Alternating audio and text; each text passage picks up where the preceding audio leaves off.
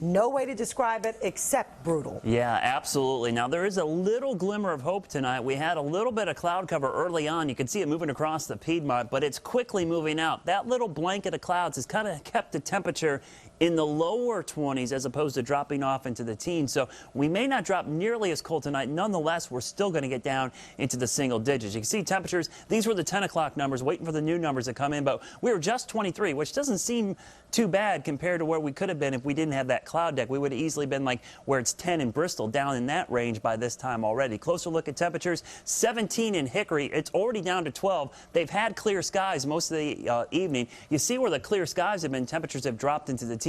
Where that little pocket of clouds has moved in, it's kept temperatures in the lower 20s. The bad news, those clouds are getting out of here and the temperature is going to drop like a rock. Coming up, we'll talk about the low temperature tomorrow morning and the chance for a few snow flurries even across the Piedmont by the end of the weekend. Those details in your First Warn forecast in just a few minutes. Anya? All right, Brad. Well, certainly those temperatures have chased most of us inside, but not News Channel 36 reporter Beth Shane. She's been out and about tonight with some people who are braving this weather as well. It's a story that's all new at 11. Beth? Well, Sonia, I'll tell you, Brad gave us this to take outside. It's not exactly a scientific thing, but you know, it was at about 80 when we brought it outside, and talk about drop like a rock. It's already down below 40 and dropping. We of course know there are some folks that had to be out in this weather, but tonight we spent the evening with some people who were out there for fun. Welcome to the Polar Bear Campout. Got it? Yeah. Cool.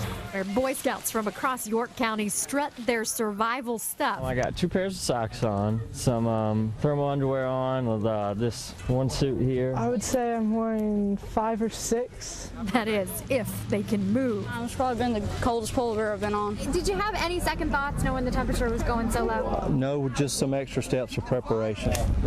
Be prepared. It's the Boy Scouts motto. They have the sleeping bags and supplies, they say, to make it through not just tonight, but tomorrow too. Knowledge without practice is not going to go anywhere. Maybe you're wondering, as we were, what mom sends their son out in temps sub 10 degrees. I think it'll be a good memory for him. This, it seems, is a rite of passage. Even a protective mama bear can get behind. My son was told by my grandfather and my dad that you're not a real Boy Scout unless you do the polar bear camp out. So.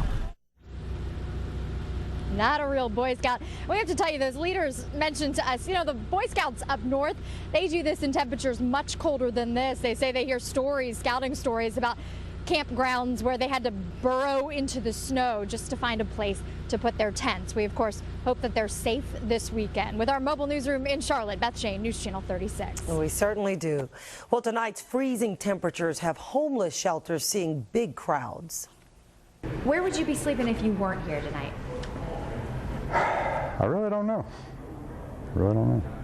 Do you have, would it be a couch or would it be on the street? On the street, probably. Turn the mic on. There was a line outside the emergency winter shelter tonight, as you can see there. People needing to escape these freezing temperatures. The emergency shelter will be open through March. It's located over on Statesville Avenue. And there are a couple of things that you will want to watch for over the next couple of days. First of all, you really have to remember to be careful with space heaters. Leaving them unattended can put you at risk for fire. Also, leave a few faucets in your house with a slight but steady drip. It will keep your water moving, prevent your pipes from bursting, which of course prevents damage to ceilings, hardwood floors, even sheetrock. And don't forget about your pets. If you have to leave an animal outside, make sure that it has the proper shelter and extra blankets. We do want to remind you that our coverage continues right now online. Just log on to WCNC.com for conditions in your neighborhood and also to take a look at live Doppler radar. All you need to do is click on weather.